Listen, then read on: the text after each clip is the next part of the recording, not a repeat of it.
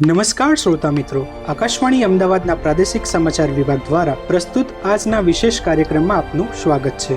ભારતમાં દાનને સૌથી મોટું પુણ્ય માનવામાં આવે છે. અન્નદાન, વસ્ત્રદાન, ગૌદાન, ભૂમિદાન અને વિદ્યાદાન જેવી પરંપરાઓ સદીઓથી આપણા સમાજને જોડતી આવી છે. પરંતુ એક દાન એવું પણ છે જે કોઈ જરૂરિયાતમંદને માત્ર સહારો જ નહીં પરંતુ નવું જીવન આપે છે. આ એક એવું મહાદાન છે જે મૃત્યુ પછી પણ જીવનની જ્યોત પ્રગટાવી રાખે છે અને તે છે અંગદાન. આજે વિશ્વ અંગદાન દિવસ નિમિત્તે આ વિષય પર વિશેષ ચર્ચા કરવા માટે આપણી સાથે સ્ટુડિયોમાં ઉપસ્થિત છે એશિયાની સૌથી મોટી સિવિલ હોસ્પિટલ અસરવા અમદાવાદના superintendent doctor Rakesh Joshi sir. Sir, આકાશવાણીના સ્ટુડિયોમાં આપનું સ્વાગત છે. સર, આજે વિશ્વ અંગદાન દિવસ છે, ત્યારે આપણે આ કાર્યક્રમની શરૂઆત આજના વિશેષ દિવસથી જ કરીએ. સૌપ્રથમ એ જણાવો કે આ દિવસ ઉજવવા પાછળનો મુખ્ય ઉદ્દેશ્ય શું છે અને અંગદાન એટલે શું? વિશ્વ અંગદાન દિવસ ઉજવવાનું એકમાત્ર કારણ છે કે લોકો સુધી એની અવેરનેસ ફેલાય. કોઈ પણ દિવસનું ઇમ્પોર્ટન્સ એટલા માટે જ હોય છે કે જ્યારે આપણે લોકોને સમજ આપી શકશું કે અત્યારે આ સમયે અંગદાન કેમ મહત્વનું થયું છે. આપણે જોવા જઈશું તો લાખો લોકો એન્ડ ઓર્ગન ફેલિયરથી પીડાય છે, જેમ કે કિડની હોઈ શકે છે, લીવર હોઈ શકે છે, હૃદય કે ફેફસા. ઘણા બધા લોકોને ઘણા ટિશ્યુની એટલે કે ત્વચાની જરૂર હોય, ઘણા લોકોને વિઝન માટેના ઇસ્યુઝ હોય, એટલે ઘણા બધા લોકો તકલીફમાં છે, તાપમાં છે. અને જ્યારે આવા વ્યક્તિઓને અંગ અથવા પેશી મળે છે ત્યારે એમનું જીવન બદલાઈ જતું હોય છે, એટલે કે એમને એક નવજીવન મળતું હોય છે. આવા આશય સાથે આ મેસેજને લોકો સુધી પહોંચાડી શકે એટલા માટે એને વર્લ્ડ ઓર્ગન ડોનેશન ડે તરીકે 13મી ઓગસ્ટને ઉજવવામાં આવે છે. અને એ જ રીતે ઇન્ડિયામાં આપણા દેશની વાત કરશું તો 3rd ઓગસ્ટને નેશનલ ઓર્ગન ડે તરીકે ઉજવવામાં આવે છે, જ્યારે ભારતમાં સૌ પ્રથમ હાર્ટ ટ્રાન્સપ્લાન્ટ થયેલું. એટલે એ રીતે જોઈએ તો આ દિવસોનું મહત્વ એ જ છે કે લોકો સુધી આપણે અંગદાન શું છે, એની અત્યારના સમયમાં કેમ જરૂરિયાત છે, કેમ બધા જ લોકો એના વિશે વાત કરી રહ્યા છે, એ સમજાવવા માટે આપણે આ દિવસ ઉજવી રહ્યા છીએ. જી સર. સર, આજે દેશ અને આપણા ગુજરાતમાં અંગદાનની જરૂરિયાત કેમ આટલી ઝડપથી વધી રહી છે? જો દર્દીઓ અને અંગદાતાઓ વચ્ચેના આંકડાની વાત કરીએ તો હાલની સ્થિતિ શું છે?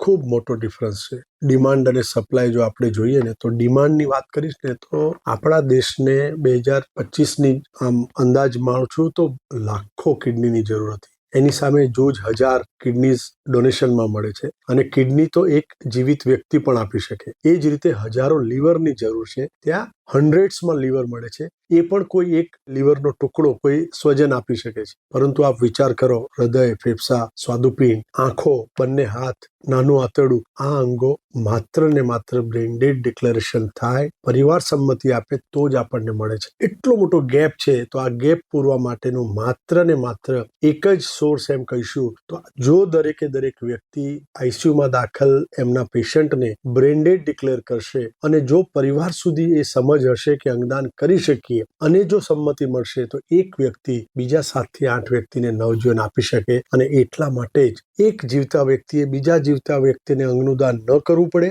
અંગ પ્રત્યારોપણની રાહ જોતા લોકો, હું એમ કહીશ કે મોતના મુખ ઉપર ઉભેલા લોકોને જો અંગ મળશે તો એ નવજીવનમાં પાછા ફરશે. આ એક આશય સાથે અત્યારે આ સમયમાં દરેકે દરેક વ્યક્તિ, ભારત સરકાર, ગુજરાત સરકાર, આરોગ્ય વિભાગ વાત કરી રહ્યું છે કે અંગદાનની સમજ લોકોને આપો અને એનું સ્પ્રેડ કરો, લોકોને અવેર કરો. અને ન કરે નારાયણ કોઈના સ્વજનમાં, કોઈ વ્યક્તિમાં જો આનું નિર્માણ થાય, બ્રેઇન-ડેડ ડિક્લેર કરવામાં આવે તો એમના તરફથી સંમતિ મળે તો આપણે આ જે વેઇટિંગ લિસ્ટ છે એને ઘટાડી શકશું, અને એક દિવસ ચોક્કસથી એવો લાવી શકશું કે એક જીવતા વ્યક્તિએ બીજા જીવતા વ્યક્તિને અંગનું દાન ન કરવું પડે. જી સર. સર, હમણાં તમે વાત કરી બ્રેઇન ડેથ, તો સર બ્રેઇન ડેથ અને સામાન્ય મૃત્યુ વચ્ચે શું તફાવત હોય છે? બ્રેઇન-ડેડ એટલે એવી અવસ્થા કે જેની અંદર મગજ કામ કરતું બંધ થઈ જાય, ને આપણા મગજ કામ કરતું બંધ થઈ જાય. અને એના માટેના પર્ટિક્યુલર ટેસ્ટ છે, જે હું મારી મેડિકલ લેંગ્વેજમાં કહીશ કે 2 એપનિયા ટેસ્ટ કરવામાં આવે છે. એડલ્ટ પેશન્ટ એટલે કે 18 વર્ષથી ઉપરનું વ્યક્તિ હોય તો 6 કલાકના અંતરે 2 એપનિયા ટેસ્ટ કરવામાં આવે. 18 વર્ષથી નાનું વ્યક્તિ હોય, એડોલસન્સ કે બાળક, તો એમાં 12 કલાકના અંતરે 2 એપનિયા ટેસ્ટ કરવામાં આવે. અને બંને ટેસ્ટ જો પોઝિટિવ હોય તો એને બ્રેઇન-ડેડ કહી શકાય, એટલે કે એ વ્યક્તિનું મગજ કામ કરતું બંધ થઈ ગયું છે. અને સાયન્ટિફિક વેમાં કહીશ તો એ વ્યક્તિ ત્યારે મૃત્યુ થયું. પરંતુ આપણે જે સમાજમાં જે માન્યતા છે, હૃદયના ધબકારા જ્યારે બંધ થાય એને આપણે મૃત્યુ માનીએ છીએ. તો આ બે વચ્ચેનો જે ગાળો છે, મગજ કામ કરતું બંધ થાય, હૃદય કામ કરતું બંધ થાય, અને આ બે વચ્ચેની જે ગાળો છે એની અંદર અંગદાન થઈ શકે. મૃત્યુ થાય તો આખું શરીર દાનમાં આપી શકાય. જ્યારે બ્રેઇન ડેથ થાય ત્યારે એ વ્યક્તિમાં રહેલા બધા જ સારા અંગો લઈ અને એ 7 થી 8 લોકોને નવજીવન આપી શકે છે. એટલે આને અંગદાન કહી કહીશું જ્યારે મૃત્યુ થશે ત્યારે તમે આખું ને આખું શરીર એટલે કે સંપૂર્ણ બોડી દેહદાન જેને કહેવાય દેહદાન કરી શકો. સાથે તમે ત્વચાદાન પણ કરી શકો અને આંખો એટલે કે ચક્ષુદાન પણ કરી શકો. એટલે મૃત્યુ પછી ત્વચાદાન, દેહદાન અને ચક્ષુદાન થઈ શકે. જ્યારે અંગદાન આપણે કરવાનો નિર્ણય લઈએ છીએ ત્યારે એ વ્યક્તિનું હૃદય, બીજા બધા અંગો, કૃત્રિમ શ્વાસોશ્વાસ એટલે કે વેન્ટિલેટર અને દવાઓથી ચાલતા રહેવાથી એમાંથી આપણે જોઈએ તો ચક્ષુ પણ લઈ શકીએ, હૃદય, ફેફસા, લીવર, બંને કિડની, સ્વાદુપિંડ, નાના આંતરડા, યકૃત એટલે કે લીવર અને સાથે તમે હાથનું દાન પણ કરી શકો, બ્લડ વેસલ લઈ શકીએ, સ્કિન ડોનેશન પણ લઈ શકીએ અને ટેન્ડન્સ કે બોન આગળ જતા એનું પણ ડોનેશન થશે. એટલે કે આટલું બધું ડોનેશન થાય જે અલગ અલગ વ્યક્તિને એટલે કે 7 થી 8 વ્યક્તિને નવજીવન આપી શકે. જી સર. જ્યારે કોઈ દર્દીને બ્રેન ડેડ જાહેર કરવામાં આવે છે ત્યારબાદ અંગદાનની સમગ્ર પ્રક્રિયા કેવી રીતે આગળ વધતી હોય છે? એટલે એકચ્યુઅલી અમારી જે ટીમ જે રાત દિવસ કામ કરતી હોય એ જ્યારે પેશન્ટને એક્ઝામિન કરે ત્યારે એક બ્રેનના સેન્ટ્રલ રિફ્લેક્સિસ છે જેના ઉપરથી ખબર પડે કે બ્રેન કદાચ કામ કરતું નથી. તો એવા દર્દીઓ કે જેને આપણે કહેવાય ને કે GCS સ્કોરિંગ સિસ્ટમ છે બ્રેનની જાગૃત અવસ્થા માટેની, તો એની અંદર 5 થી ઓછા સ્કોર હોય એના ઉપર ઓબ્ઝર્વેશન રાખે અને જ્યારે એ સ્કોર ઘટતો જાય અને બ્રેનના સેન્ટ્રલ રિફ્લેક્સિસ જાય ત્યારે આપણે એવું કહી શકીએ કે આ વ્યક્તિ કદાચ બ્રેન ડેડ છે. પરંતુ પછી મેં જેમ પહેલા કહ્યું એ પ્રમાણે 2 એપનિયા ટેસ્ટ કરવામાં આવે. જ્યારે બંને ટેસ્ટ પોઝિટિવ થાય ત્યારે પછી રિલેટિવને કે સગાને એ મેસેજ આપવામાં આવતો હોય છે કે બંને ટેસ્ટ પોઝિટિવ હોવાથી હવે આપનું સ્વજન કે આપણા જે બી વ્યક્તિ દાખલ છે એ બ્રેન ડેડ અમે જાહેર કરીએ છીએ અને એના માટેની એક ટીમ હોય છે એ ટીમ એને સર્ટિફાઈ કરે. એક વખત બ્રેન ડેડ ડિક્લેર થઈ જાય પછી સગા સાથે વાત કરે, કાઉન્સિલિંગ કરે, ઘણો બધો સમય એમને પણ આપતા હોય છે નિર્ણય લેવા માટેનો. અને જો સગા પોઝિટિવ કન્સેન્ટ આપે તો એનું પછી રજીસ્ટ્રેશન કરવામાં આવતું હોય છે કે સોટો અને નોટો, ખાસ કરીને નેશનલ ટિશ્યુ અને ઓર્ગન ટ્રાન્સપ્લાન્ટેશન જે છે ઓર્ગેનાઇઝેશન એમાં એનું રજીસ્ટ્રેશન કરવામાં આવે. એ જ રીતે સોટો એટલે કે સ્ટેટના ઓર્ગેનાઇઝેશનમાં રજીસ્ટ્રેશન કરવામાં આવે. એ રજીસ્ટ્રેશન થઈ જાય પછી એ સોટો તરફથી એ ઓર્ગનનું એલોટમેન્ટ થાય કે જો બંને કિડની હોય તો એ બંને કિડની ક્યાં જશે, કોને મળશે, લીવર કોને મળશે, હૃદય કોને મળશે. દેટ મીન્સ કે એક ઓર્ગન એલોકેશનનું કામ સોટો કરે. એ એલોકેશન થઈ જાય પછી અમારી ટીમ એ હોસ્પિટલ સાથે સંકલનમાં રહી અને પછી એનું રિટ્રાઈવલ ટાઈમ એટલે કે ઓપરેશન કરી અને અંગો લેવાનો ડિસિઝન લેવાય. એના પહેલા અમારી પ્રણાલી મુજબ અમે ત્યાં પ્રેયર કરતા હોઈએ છીએ જેમાં હું પણ હાજર હોઉં, અમારી ટીમ હોય, સાથે સગાવાલા હોય. પ્રેયર કરી અને પછી વ્યક્તિને એટલે કે દાતાને ઓપરેશન થિયેટરમાં લઈ જવામાં આવે. જરૂરી સારા અંગો હોય એમાંથી લેવામાં આવે અને જેને સમય મર્યાદાની અંદર હોસ્પિટલમાં ટ્રાન્સફર કરવામાં આવે જ્યાં એનું ટ્રાન્સપ્લાન્ટ થવાનું હોય. ઓપરેશન પતી જાય પછી અમારો આખો સ્ટાફ એને ગાર્ડ ઓફ ઓનર આપે અને એના પછી એમનું પોસ્ટમોર્ટમ થવાનું હોય કે ન થવાનું હોય જે પ્રમાણેની પરિસ્થિતિ હોય એ પ્રમાણે પૂરી કરી અને અમારા તરફથી હોસ્પિટલની એમ્બ્યુલન્સમાં અમારા તરફથી એમને એ જે કોઈ જગ્યાએ જવા માંગતા હોય એમના વતનમાં લઈ જવા માંગતા હોય ત્યાં એમને જઈને અમે આપીએ. આખી જ પ્રક્રિયા આવી રીતે કરવામાં આવે છે અને એના પછી એમને હોસ્પિટલ તરફથી એક સર્ટિફિકેશન પણ આપવામાં આવે છે અને એમનો ફોટો હંમેશા માટે અમે જે સિવિલ હોસ્પિટલમાં એમની શ્રદ્ધાંજલિ માટે અંગદાતાઓની શ્રદ્ધાંજલિ માટે જે અમરકક્ષ બનાવ્યો છે ત્યાં એ ફોટો અમે ત્યાં લગાવતા હોય છે જે આજીવન ત્યાં રહેશે. અમે એમ કહીશું કે હંમેશા માટે એ વ્યક્તિ અમર થઈ ગયા. જી સર.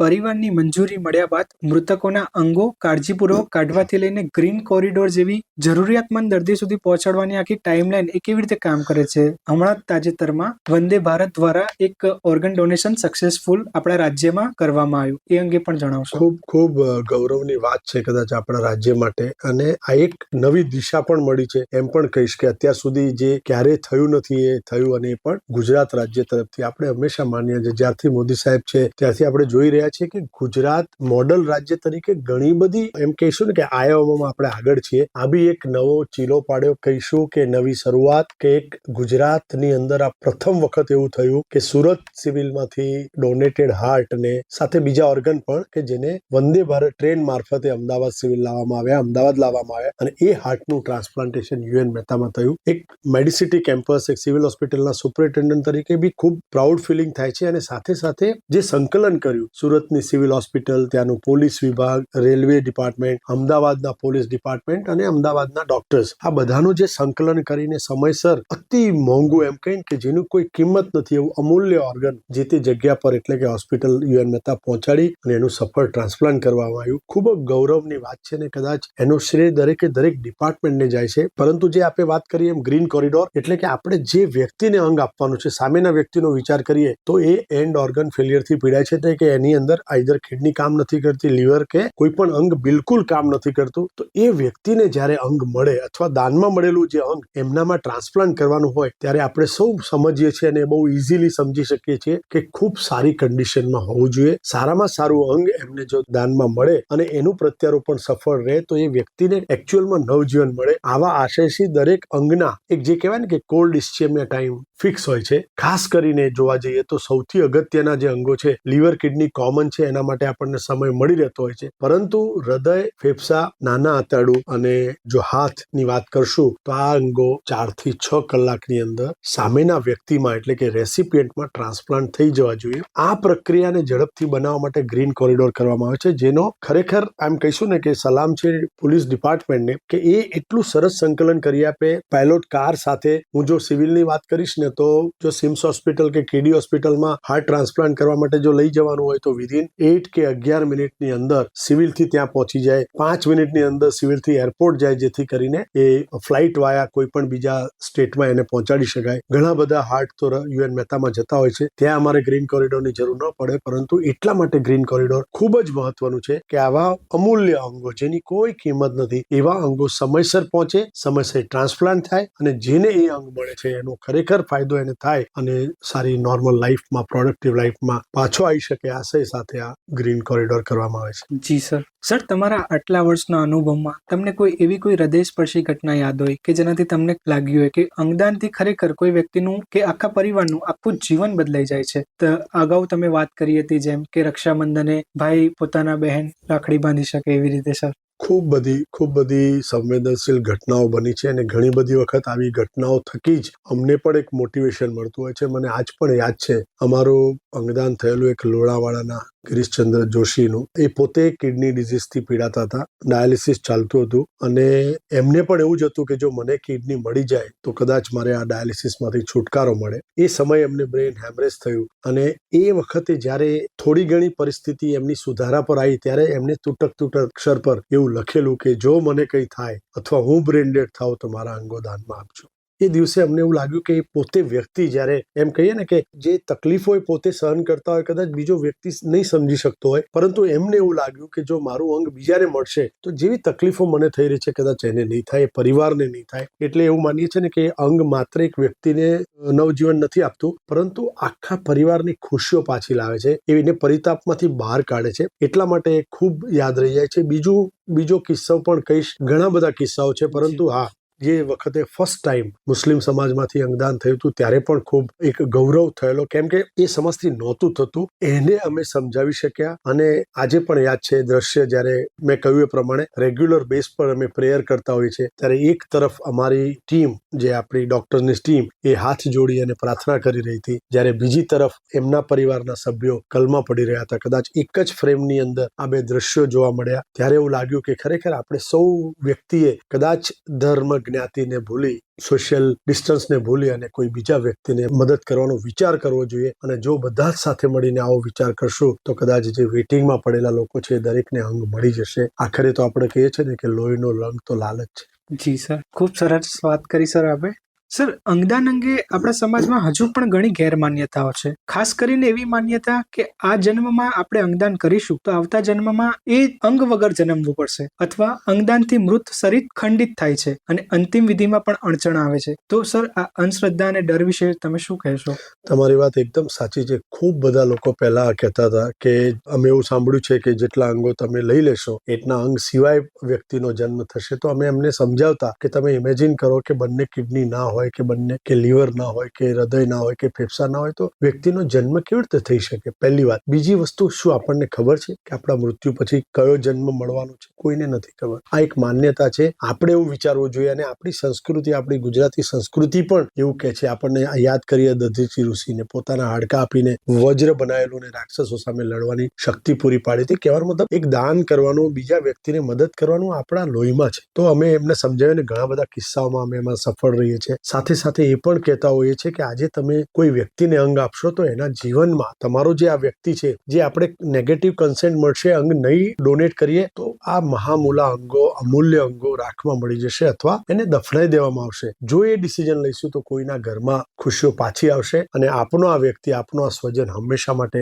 અમર થઈ જશે. એ લોકો જીવનભર યાદ રાખશે કે કોઈક પરિવારે નિર્ણય લીધો જેથી કરીને મારા પરિવારમાં મારા પિતા મને પાછા મળ્યા છે, કે મારો દીકરો ફરી સ્વસ્થ થયો છે. ખૂબ મોટી ભાવના સાથે આપણે આ કામ કરી શકીએ. જી સર, જે પરિવારોએ પોતાનું વહાલું સ્વજન ગુમાવ્યાનું ભારે દુઃખ વચ્ચે પણ અંગદાનનો મહાન નિર્ણય લીધો છે, તેવા દાતા પરિવારોને તમે આજે આ માધ્યમથી શું કહેવા માંગશો? હું ખરેખર ખૂબ બધા વંદન કરું છું, નતમસ્તક છું કે એમના આ નિર્ણયથી હજારો લોકો, હું જો સિવિલની વાત કરીશ તો 250 અંગદાન અત્યાર સુધી થયા, જેને 1073 અંગ અને પેશીઓનું દાન આપ્યું છે, જેને 1000થી વધારે લોકોને નવજીવન આપ્યું છે. એ દરેકે દરેક પરિવારનો હું ઋણી છું એવું માનું છું. અને હું એમ કહીશ કે જે રેસિપિયન્ટ લોકો છે એના જે પરિવારો છે, 1000 તો વ્યક્તિ છે, પરંતુ આપણે જો જોઈશું ને તો હજારો લોકો છે જેમની ભાવના એની સાથે જોડાય છે, ને બધા જ એમને અંતઃપૂર્વક એમનો આભાર પણ માનતા હશે અને સૌ સાથે મળી અને આમાં જોડાય એવી રિક્વેસ્ટ પણ કરતા હશે. એટલે હું એમ માનું છું કે પરિવારે જે ડિસિઝન લીધું એ લોકો સુધી પહોંચે, એ પરિવારને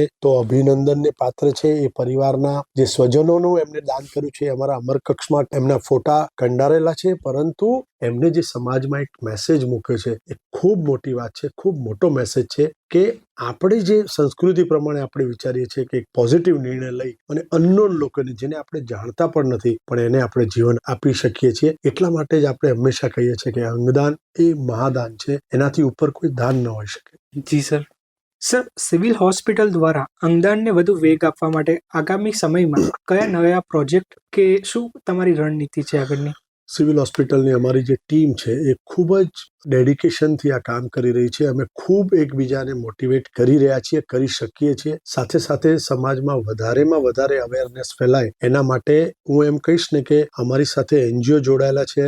અંગદાન ચેરિટેબલ ટ્રસ્ટના દિલીપ દેશમુખ દાદા, જે પોતે એક રેસિપિયન્ટ છે અને ઇનફેક્ટ એમનું પોતાનું લીવર ટ્રાન્સપ્લાન્ટ થયું એના પછી એ પોતે 5 લાખ કિલોમીટરથી વધારે યાત્રા કરીને લોકો સુધી આ મેસેજ મોકલે છે. સાથે સાથે ખૂબ મોટો આભાર માનીશ કે મીડિયા મિત્રોનો, જેમના થકી, કેમ કે દરેકે દરેક સ્ટોરી 7, 8, 10 મીડિયાની અંદર હંમેશા આવી છે, જેથી કરીને ગામડા સુધી લોકો એક સમજી શકે કે અંગદાન અને દેહદાનનો ડિફરન્સ અને અંગદાન કરી શકીએ અને ક્યારે કરી શકીએ એનું એમના માધ્યમ થકી લોકોને ખબર પડે છે. અને સાથે એ પણ ખબર પડે છે કે એક વ્યક્તિ કેટલા બધા લોકોને નવજીવન આપી શકે છે. એની સાથે સાથે અમે અમારી ટીમને વધારે સક્ષમ કરવા માટે ટીમમાં વધારે નવા મેમ્બર્સ એડ કરી અને એમને પણ મોટિવેટ કરવા માટેની કોશિશ કરી રહ્યા છે. પરંતુ એટલું ચોક્કસથી કહીશ કે અમારી આખી ટીમનું એકમાત્ર ધ્યેય છે કે ભવિષ્યમાં એવો દિવસ ચોક્કસથી આવે કે આજે પ્રત્યારોપણ માટે જેનું વેઇટિંગ લિસ્ટ છે ખૂબ ઓછું થાય અને સાવ ખતમ થઈ જાય અને એક જીવતા વ્યક્તિએ બીજા જીવતા વ્યક્તિને ક્યારે પણ અંગનું દાન ન કરવું પડે. જો આપણે સૌ સાથે મળીને આવો કોઈ દિવસ લાવીશું તો કદાચ એમ કહીશ કે આ જે પણ મુહિમ અમે ચાલુ કરી છે, જે પણ મુહિમમાં લોકો જોડાતા જાય છે, એનું કદાચ આપણે કહીશું કે સફળતા એ દિવસે દેખાશે.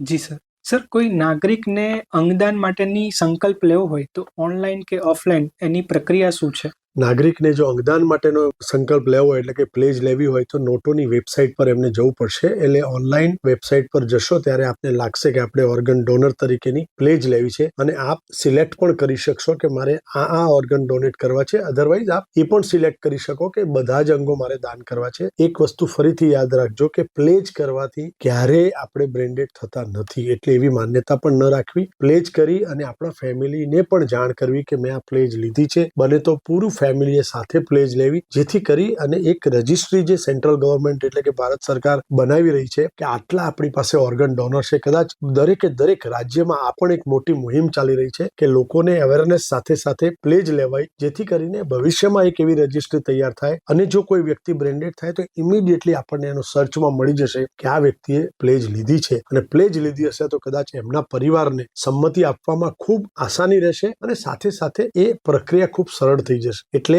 આપ સૌને વિનંતી કરીશ કે આજે વર્લ્ડ ઓર્ગન ડોનેશન ડે ના દિવસે આપણે જ્યારે આ વાત કરી રહ્યા છીએ ત્યારે વધુમાં વધુ લોકો ઓનલાઈન પ્લેજ લે અને પોતાની જાતને પ્રાઉડલી કહે કે આઈ એમ ઓર્ગન ડોનર.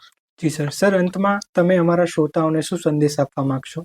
અંગદાન એ જ મહાદાન. આ જે વાત કરી એને શાંતિથી સાંભળજો, તમે સમજજો, તમારા મિત્ર વર્તુળમાં એ વાત સ્પ્રેડ કરજો. સમાજમાં કોઈ પણ પ્રસંગ આવે ત્યારે તમારી વાત મૂકજો, અને કોઈ પણ જાહેર જગ્યાએ જ્યાં વધારે લોકો ભેગા થયા હોય એ વખતે પણ જો આનો ઉલ્લેખ કરશો તો આપણો જે આશય છે કે એક દિવસ એવો આવે કે જીવતા વ્યક્તિને દાન ન કરવું પડે અને વેઇટિંગ પીરિયડ 0 થઈ જાય, એવો દિવસ લાવવા માટે આપણે સૌ સાથે મળી અને આ મુહિમમાં જોડાવવું પડશે.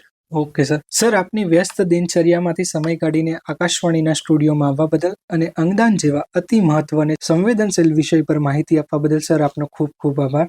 તો શ્રોતા મિત્રો, મૃત્યુ પછી પણ જીવતા રહી શકાય એવો પવિત્ર અવસર એટલે અંગદાન. આજે જ સંકલ્પ કરીએ કે આપણે પણ આપણા અંગોનું દાન કરીશું અને બીજાના જીવનમાં અજવાળા પાથરીશું, કારણ કે આપણું મૃત્યુ પણ કોઈકના માટે નવું જીવન બની શકે છે. આ સાથે જ આ વિશેષ કાર્યક્રમ અહીં પૂર્ણ થાય છે. હું છું કરણ સમ્રાટ, મને આપશો રજા. ફરી મળીશું આવતા ગુરુવારે એક નવા વિષય સાથે. નમસ્કાર.